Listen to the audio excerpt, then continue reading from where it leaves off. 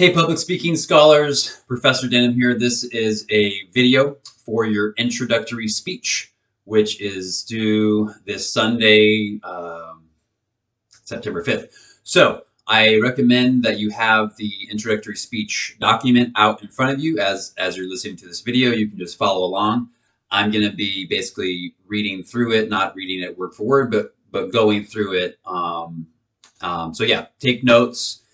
Watch the video, look at the document, write notes on the document, write notes on your note-taking paper or computer or however it is that you take notes. So this is your first speech, and as I mentioned in the lecture video, I want you to think of your first speech as a delivery exercise. So this speech is going to be your easiest speech. It should be your easiest speech because you're just talking about yourself. You don't have to do any research. You don't have to go to the library. You don't have to write a paper. You don't have to write an outline. You don't have to write a manuscript. You're basically talking about yourself, but not all about yourself. You're not going to give us a biography of yourself. Rather, you're going to do an object. So it's an introductory speech where you're incorporating an object into the speech. The speech is not about the object. You'll only briefly talk about the object. As you can see, I gave you some examples. A journalism major might select a newspaper. A football player, current or former football player, might use a helmet or shoulder pads or something like that. Essentially, your brainstorm. You should do some brainstorming and figure out what object or what types of objects could I use to represent some aspect of myself. It could be something with your background, your family's background, your mom's background, your dad's background, your grandma's background, your own background, your culture, hobbies, sports, personality, value. I mean, it could be anything, right? So figure out what that object is first and think of it as like you're telling a story, you're telling a couple stories or just maybe one or two stories about yourself. And I recommend telling stories about yourself that you've already told many times before. Use material that is familiar to you, that's familiar to your brain, that you're like used to talking about. It'll make the whole process a lot easier. So I mentioned, if the object is too large, it's too difficult to acquire for the speech, you can just use a model, a drawing, a photograph. If there's something like, if it's like a car, it'd be hard for you to give a speech incorporating the car, although I have had some students who give a speech outside and then their car's in the background, and that was kind of cool. But the downside of giving a speech, of recording yourself giving a speech outside is the wind that might get in your recording device. So if the wind is causing all kinds of, I don't know the terminology. If there's background noise on your recording, then you might need to re-record or think of another plan. But anyhow, you want to select an object that allows you to also maintain control of your emotions while you speak. This has not been an issue with me or with students in the past, but every once in a while I'll have a student talk about something that has some sort of an emotional connection to them. And if it's, if they lose control of their emotions or they start crying during the speech, it's not so much a grade issue like, oh, I'm grading down because they're crying. But if you're not able to complete your speech because of emotions getting the best of you, then choose a different topic or just, figure out a way to make that work. If this is relevant for you, feel free to reach out to me and I can maybe help you with coming up with a way to do that. So you definitely have to use an object in the speech. That's part of the speech. You don't want to just talk about it, but you want to actually incorporate it into the speech. The purpose is to use the object as a vehicle for you to introduce just some aspects of who you are. So if it were me, if I were going to give the speech, then I might, there's a few things that I might do. And I love to cook, and I've mentioned cooking before in some of my other videos, but I love cooking. So for me, if it were my speech, but I'm not giving a speech, I might incorporate a chef's knife, right? And I might talk about the chef's knife. This is a Japanese chef's knife, the brand is Shun. And the way it's made is with Damascus steel, and the steel is reinforced. And this particular knife, the tip broke off. And it's because I use it so much. I use it so much such that it, even as strong as this is, I use it so much that I broke off some of the tip. And then I might talk about how I like to cut and how I can make things really precise with a knife and all that kind of stuff. Or I might talk about a garlic press, right? This is a garlic press. I'm not going to talk in detail about the garlic press, but I would briefly talk about the garlic press and how hey, it saves time. It allows for the garlic, for the full flavor of the garlic to come out. This is made with it's a stainless steel one. It's high quality. And when you put enough power and force into something, out comes like a good product. And I might relate that to other areas of my life where when you apply enough pressure, it's challenging, but the end result is a good product. Tasty garlic or hard work on for studying for an exam. Or you only need to use one object. I'm just giving you a few examples. Or I might talk about my new, even though it doesn't look new, I have a new carbon steel pan.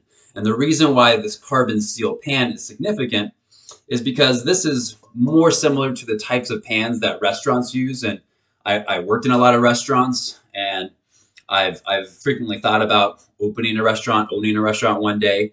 But the bottom line is this is a unique pan. It's called carbon steel, and part of this pan required me to season the pan. If you know anything about cooking, or you know anything about seasoning pans, where you put it in the oven for an hour at a time, and you take it out, you put oil on it, you put it back in the oven, it's a complex process. But what it does is it makes the pan cook better, it makes things stick less, and it's just overall better for the pan.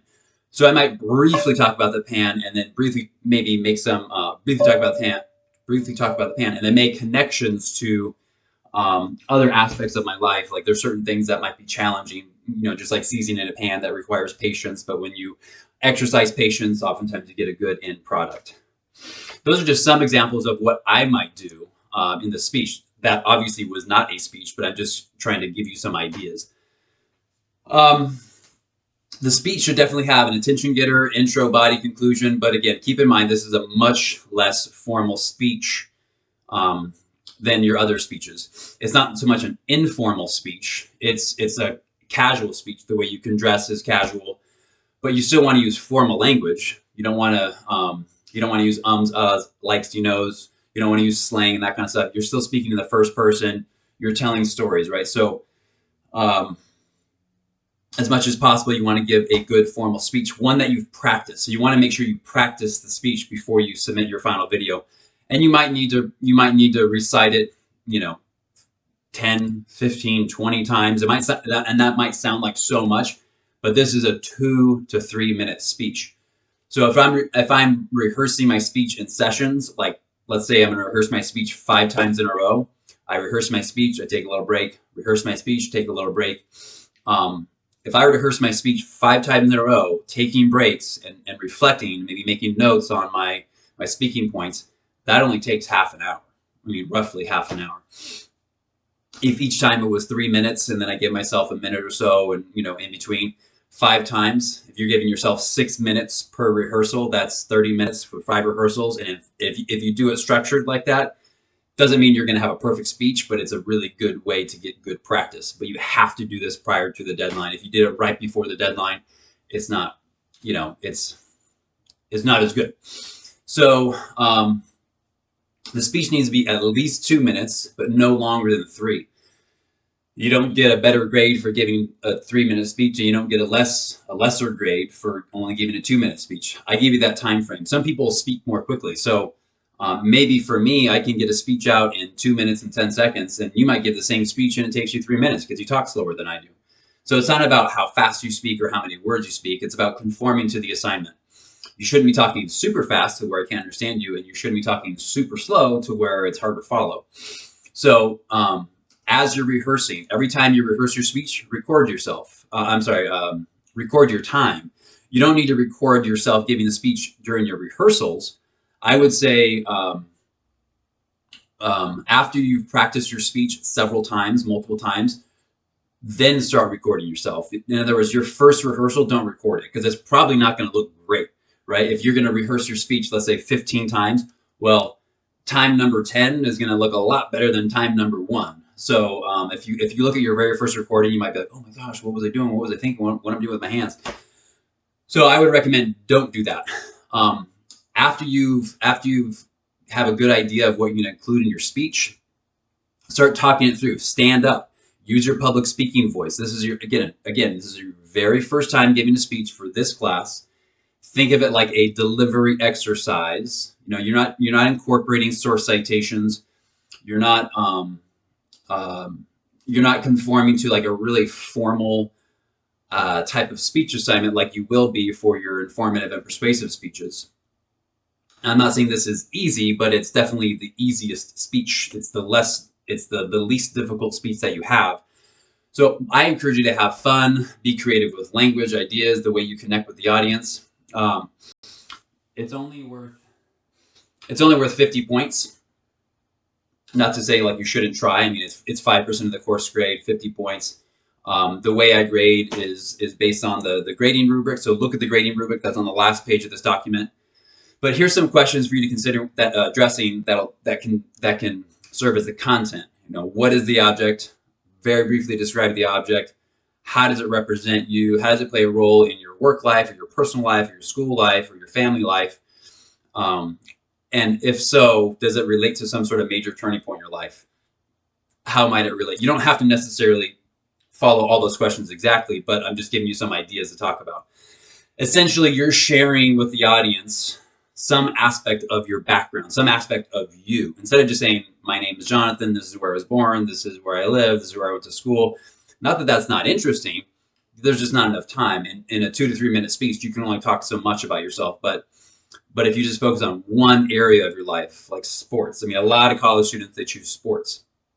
Or they talk about, a lot of students will have like jewelry, something that their grandma or grandpa gave them when they were young. And they talk about the object and how it serves as a reminder from whoever gave that to them, or that kind of thing. There's no one right way to do it. I give you examples of introductory speeches on Canvas. So I would say, watch all those speeches, go online and look up more introductory speeches just to give yourself an idea of what that looks like. It's going to be really short, a 2 to 3 minute speech. So on to that next page. So when it comes to recording the speech and submitting the speech video, I already have the video up. I have a video on my YouTube channel. It's on our Canvas page, and it says how to record recording your speech for an online public speaking class. So I give you a lot of hands-on stuff, and I'm basically telling you what to do in terms of lighting. So the lighting here, even though I say you shouldn't have lighting behind you, the lighting in this office is not bad, and it's not so bad such that I'm unable to see this video. So you're able to see this video with the lighting in the back. But if there were a window behind me, let's say there's a big giant window behind me and the sun is shining in the window, and then the sun is like hitting the camera, then it would be really hard to see my face.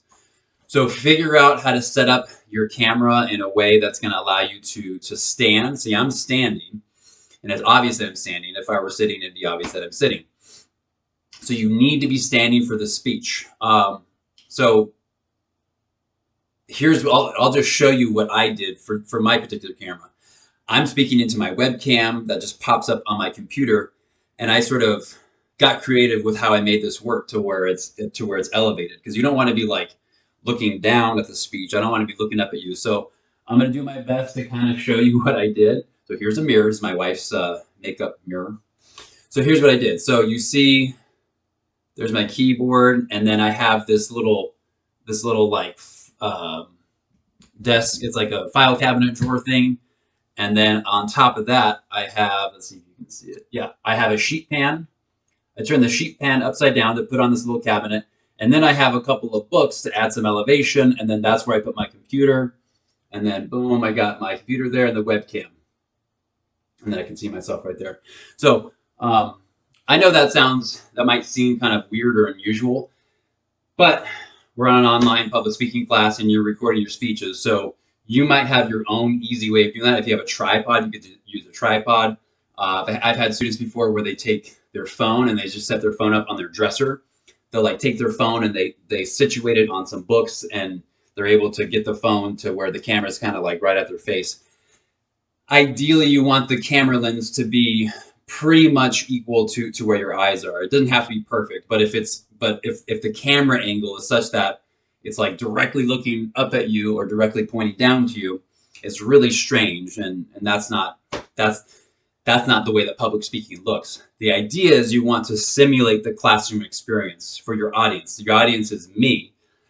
And so this is where you need to get kind of creative. You want to be able to give your speech. You have to sort of use visualization, imagining that you have an entire audience watching you through that camera lens. So that's one of the challenges with giving speeches by yourself to a camera lens. So once you record your speech, once you get your setup with your camera or however you're going to record, your phone, your webcam or a tablet or something like that, some sort of wireless device. Once you get the speech video, once you get your video file, what I recommend is upload that video file to YouTube, and then you just share that file, the link. You just post that link into the Canvas page, into your Canvas Canvas assignment module, and then I just click on the link, and then I watch the speech, and then I grade it and give you feedback. The other option is to upload your speech video file to Canvas, and I've had students, it's kind of hit and miss with that. Sometimes your video file is so large that it just won't upload to Canvas, or it takes so long that your computer will say timeout. And there's all kinds of things at play that might affect that. Your internet connectivity speed, your internet speed, your unique sort of connectivity issues, whether or not you're trying to upload something from your phone versus your computer versus a laptop. Are you uploading something from a wireless device, or are you hardwired into your modem? So there's all kinds of things that could affect uploading a speech video file. So I say this because I've had so many students say like, oh my gosh, professor, it was uploading for 45 minutes and then it timed out. I would say, yeah, don't try that then. Then just the safe, easy thing to do, upload it to YouTube and then share the link with me. Sometimes if you're good with tech and you know how things work, I'm not good with that kind of stuff, but maybe you know like, oh, there's an easy way to compress the file such that the file size is small enough to upload it to Canvas. Go for it. Doesn't matter to me as long as I can see it, as long as I can see your speech on the Canvas module. That's all that matters. It needs to be the speech. Your speech video has to be one continuous video with no editing. I've already mentioned this before. This is in the syllabus. I've mentioned this in other videos. So it has to be one continuous video, no editing. If you make a significant mistake, just start over. And when I say significant mistake, if you're like, if you start off your introduction, if you're like, hey class, so I really like to cook. Oh shoot, what was I gonna? Oh wait, no, I was gonna start with, hey, can I start over? Don't do that. Like, don't submit that video file. Just start over, right? And if that, sometimes that might happen 5 or 10 times, and like no big deal, right? You hit stop, delete, start recording again. So that's one of the nice things about recording a speech from your house. As I mentioned here, the speech doesn't require any sort of an outline or written document. So the grade is based solely on the oral presentation alone. The only thing you're submitting is the speech video. So make sure you submit it prior to the deadline, and then I have late submissions. So if it's submitted after the deadline, then you still get credit. It's partial credit. It's a 10% deduction per 24-hour period. I've explained that before in other videos. That's all in the syllabus. So look at the late work policy in your syllabus if you have questions about that. So the only thing that you can have with you is the only thing that you can have that you can be looking at during the speech is one single index card. So this is a 4x6 index card. And that's the only thing you can have with you. And the only thing you can have on here is handwriting on the front and back if you want. I also say you can have a 5x8. So either 4x6 or 5x8.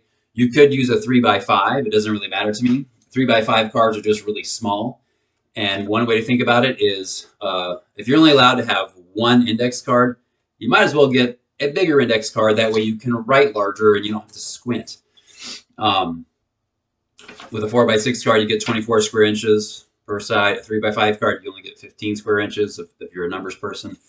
Anyhow, you do not want to write your speech out word for word. Because if you're doing that, if I see that you're just reading your speech word for word off of the note card, your grade will be impacted significantly. Because giving a speech is not you just reading something word for word. That's you reading something word for word.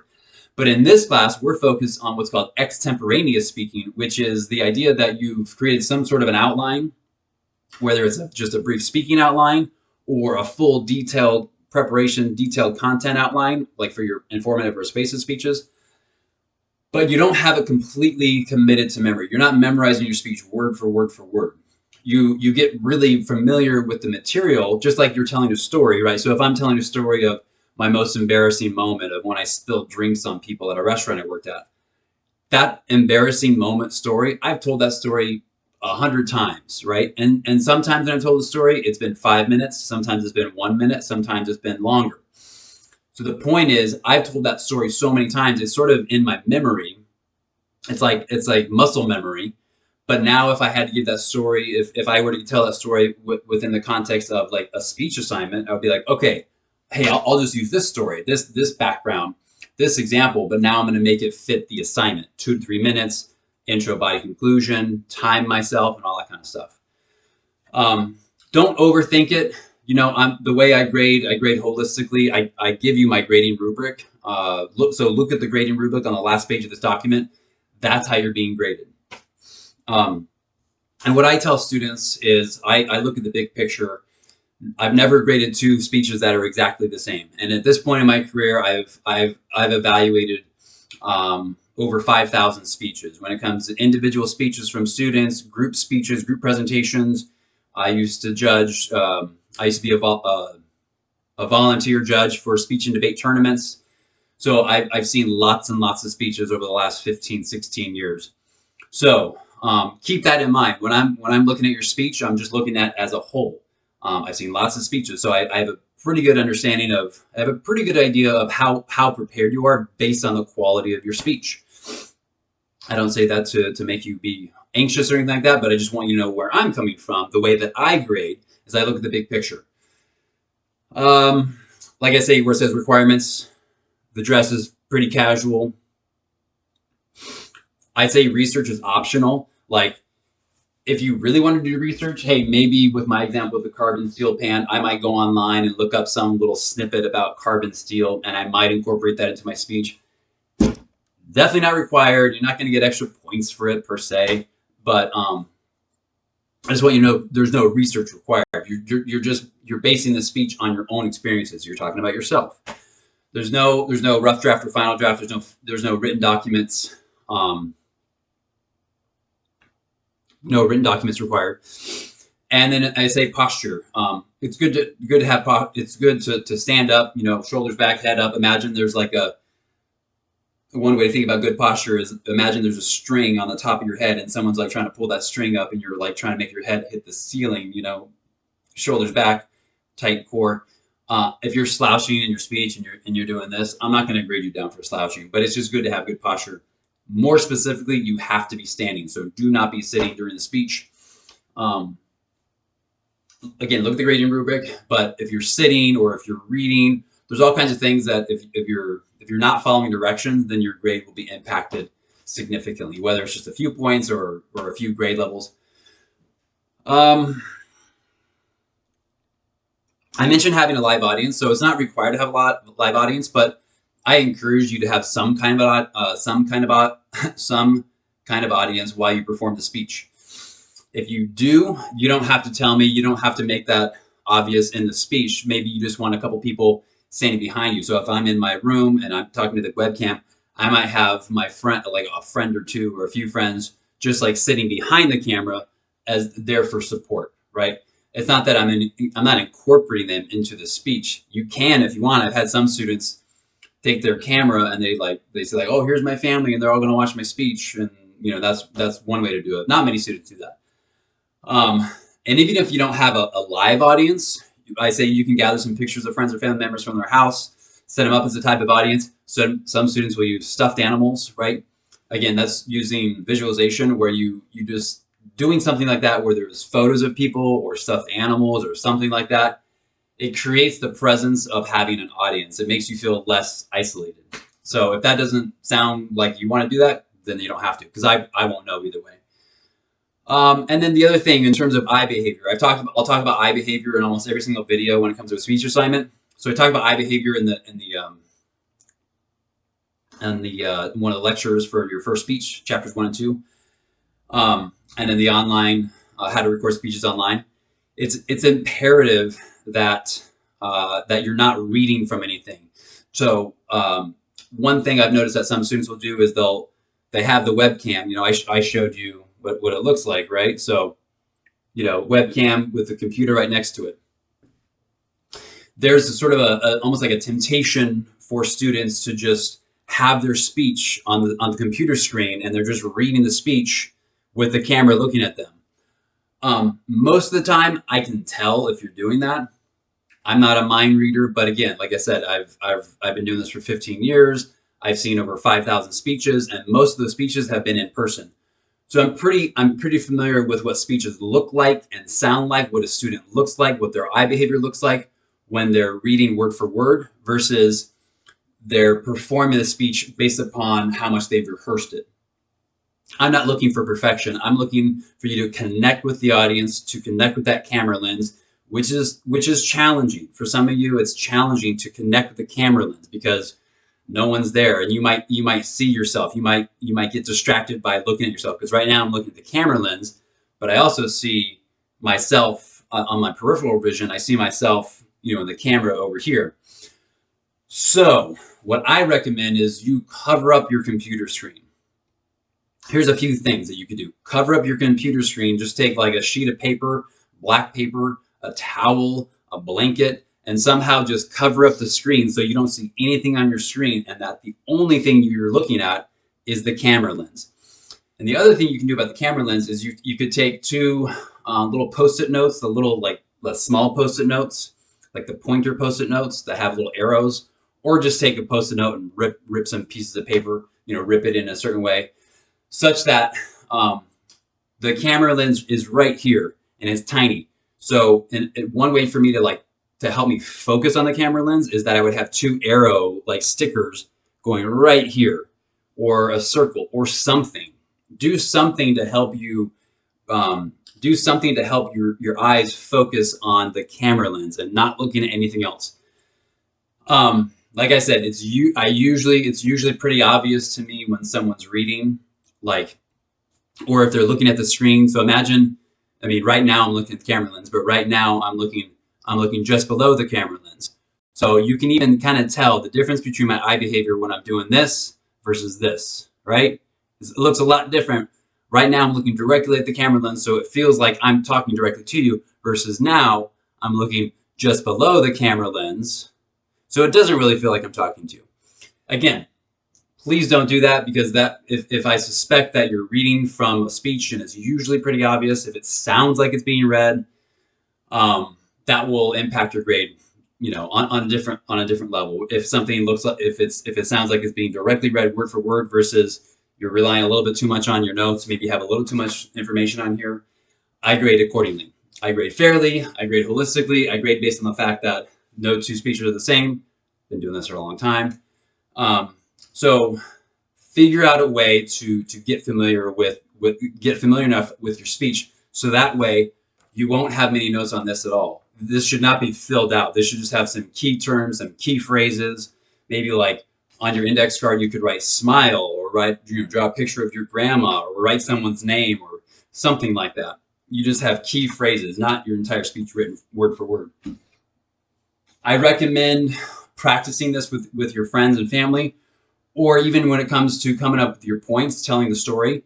Talk to your roommate, talk to your siblings, talk to people who know you well, who you can trust, and say, hey, I got to give a speech about myself. So if you talk to people who know you really well, they might be able to give you some good pointers, or you're thinking of a few different things. You're like, I'm thinking either of my soccer ball, or this medal that I got, or this piece of jewelry that I got, or this thing that my little brother made me when he was in the 2nd grade. You're thinking of all these different objects that represent some aspect of yourself. So I think for this particular speech, it'd be good to sort of talk to your family, people who know you well, and get their opinion on what they think you might do, what they think you might be good at. Try to have fun. Choose something that you know well, and don't overthink it. I think that's good. I think that's it. But yeah, read through that grading rubric for the presentation. Have fun with this. Read, watch the other sample speeches. Take breaks when you're rehearsing your speech. Don't try to rehearse your speech and get it all done in one chunk. Take like 30 minutes at a time. This type of learning exercise is a lot different than, let's say, doing homework.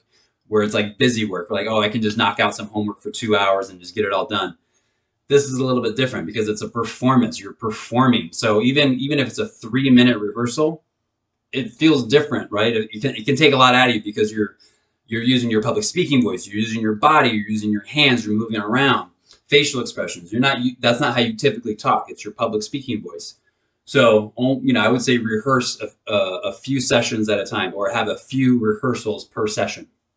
So hopefully that helps. I know that was long and detailed, but I like to give you really detailed, thorough explanations because it's an online public speaking class. All right. I hope you're all doing great, and I look forward to hearing your speeches.